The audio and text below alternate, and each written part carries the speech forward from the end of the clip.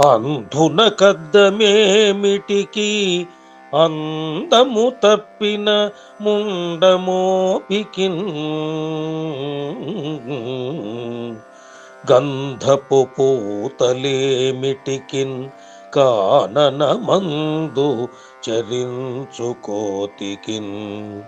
సింధుజరత్నమేమిటికి చెడ్డ దురాత్మునకెన్నడైనా నీ గ్రంథపు ఏమిటికి గట్టిగా ధరుమపురి నృకేసరీగి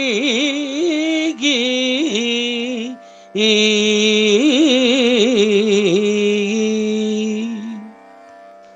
భావం: ఓ ధర్మపురి నృకేసరి, గుడ్డివాడికి అద్దమెందుకు?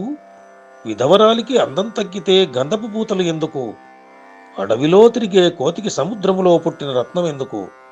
దురాత్ముడైన వాడికి నీ భక్తి గ్రంథాలు వినడం ఎందుకు?